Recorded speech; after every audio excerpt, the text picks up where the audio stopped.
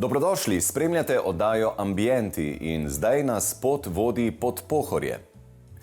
Stanovanje v mestu ob Dravi je zgleden primer sodelovanja med arhitektom in lastnikom ter pooseblja sožitje brezčasnih oblikovalskih kosov in inovativnega koncepta.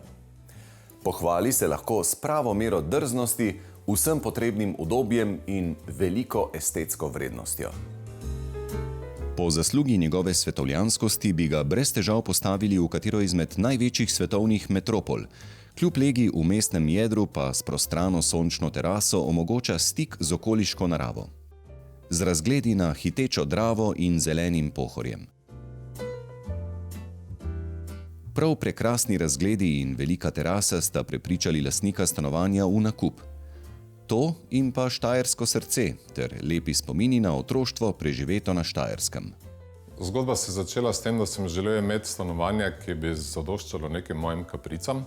Tišina, krasni razgledi, blizu mestnega jedra in vse ostalo, pa seveda na vrhu in s teraso. In v Ljubljani tega dejansko ni bilo na voljo, oziroma bi bilo vsaj 3-krat dražje, na kar sem slučajno na spletu našel oglas za to stanovanje, v katerem se trenutno nahajamo. Prišel, videl teraso, kupil teraso, stanovanje je bilo pa slučajno zraven. Tako da to je nekje začetek te zgodbe.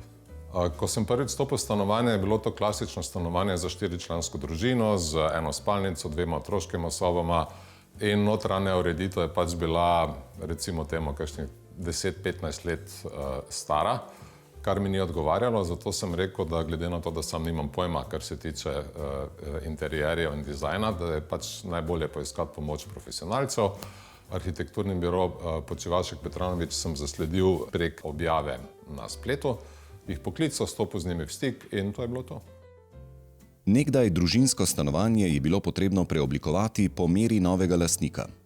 V bivalnem delu je bil velik del sten krit z nekdaj priljubljenimi kamnitimi oblogami, katerih videz se je po desetletju izpel. Spodnji del dupleksa je bil v prvotnem stanju razdeljen na 3 manjše prostore, spalnici in kopalnico.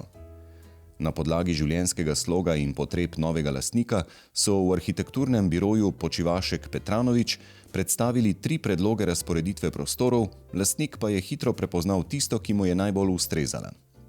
Prenova stanovanja je trajala več kot leto dni, v sklopu le-te pa so se odločili za drzno rušenje sten v spodnjem nadstropju ter spalni prostor združili z delovnim. Odločili so se za temeljito prenovo inštalacij in radiatorje nadomestili s stropnim in stenskim ogrevanjem. Odstranili so kamnite obloge in prostor zasnovali na belini z manjšimi barvnimi poudarki, globoko zeleno na stopnišču, nežno rdečo v dnevnem prostoru in modrim linolejem v kuhinji. Zakaj je bela varianta? Od začetka sem bil morda malo skeptičen, da bo dolg čas, da bo monotono, da ne bo življenja. No, potem je pač Urban skupaj s svojimi sodelavci predlagal neke te barvne dodatke, ki so mi zelo všeč, od temno-modrega linoleja do nekih takih zelenih elementov. Hkrati pa mi je belina všeč zato, ker poveča prostor, po drugi strani pa tudi omogoča meni kot amaterskemu fotografu, da bom si naredil tule galerijo. Tudi sam se vedno bolj v črno-belo fotografijo usmerjam, tako da mi je nek ta barvni minimalizem ali pa monokromatska zgodba precej blizu tudi temu mojemu občutku za estetiko.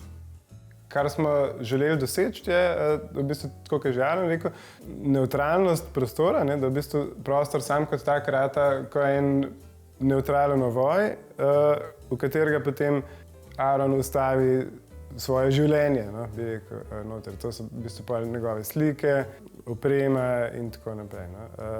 Zdelo se nam je pomembno, da v bistvu se lotimo prenove stanovanja bolj v nekem arhitekturnem smislu, kot v nekem interiorističnem. V tem smislu smo poskušali čim več servisnih prostorov, opreme vgraditi v same zidove in potem pa ta ovoj še mogoče malo kiparsko oblikovati. Belina mi je zelo všeč kot taka, iz preomenjenih razlogov, ker mi nudi podlago za fotografije in vse ostalo. Druga plat je pa seveda čiščenje. In tu pač Če imaš bel parket in če imaš temno-moder linolej, pomeni, da imaš sesalskega, ki ga predvsem pogosto porivaš sem in tja, vendar se zabavam ob tem, mi je v redu, ne. Nisem jezen na Urbana, nasprotno. Ne. Še vedno se mi zdi, da ta estetika odtehta dejstvo, da je treba malo bolj čistiti, kot bi pa sicer. Stanovanje je estetsko izčiščeno in dovršeno, poleg belega parketa pa preseneča tudi izbira linoleja. Prav uporaba le-tega je ena izmed posebnosti stanovanja, saj so arhitekti tako pometli s stereotipnimi predstavami o arhaičnosti te vrste poda. Dnevna soba je pa nivojsko za 1 stopnico dvignjena od jedilnega prostora, da se ga v bistvu tudi fizično malo loči. In hkrati pa je to še 1 stopnica proti terasi, ki pa je tudi za 1 stopnico više. Ne? Se pravi, imamo 3 nivoje: kuhinja, dnevna soba in terasa. Ne? Hkrati se nam je zdela ta stopnica tukaj v dnevni sobi zanimiva tudi v tem smislu, da ko zvečer prižgeš kamin, se lahko tukaj na to stopnico, ki je tudi tapecirana, ne, se lahko usedeš. Kamin uporabljam praktično vsak večer v teh seveda jesensko-zimskih časih. Je sprostitev, je v kombinaciji z dobro glasbo in sedeti na svojem počivalniku čisti zen. Skratka, ne potrebujem nobenega jogi guruja, da bi me prizemljil, zato ker to kamin in vse ostalo naredi zame. Tudi številni pohištveni kosi v stanovanju se lahko pohvalijo z visoko dizajnersko vrednostjo. Poleg brezčasnega ležalnika IMS, ki je že vse od 50 let minulega stoletja sinonim odličnega oblikovanja, v jedilnici lahko občudujemo jedilno mizo oblikovalca Era Sarinena. Stropne luči so delo slovenskega biroja Bevk Perovič Arhitekti, kljuke na vratih pa dizajn Jasperja Morrisona. Za konec pa še skok na teraso, ki se razprostira na kar 70 kvadratnih metrih in nudi prekrasne poglede na okoliške hribe in bližnjo Dravo. Terasa, ki je poanta cele zgodbe, kot rečeno, sem kupil teraso in slučajno dobil zraven še prestanek stanovanja, je to, kjer uživam in po zimi in poleti. Po zimi seveda sauna, džakuzi, tudi zunanji tuš, če je treba.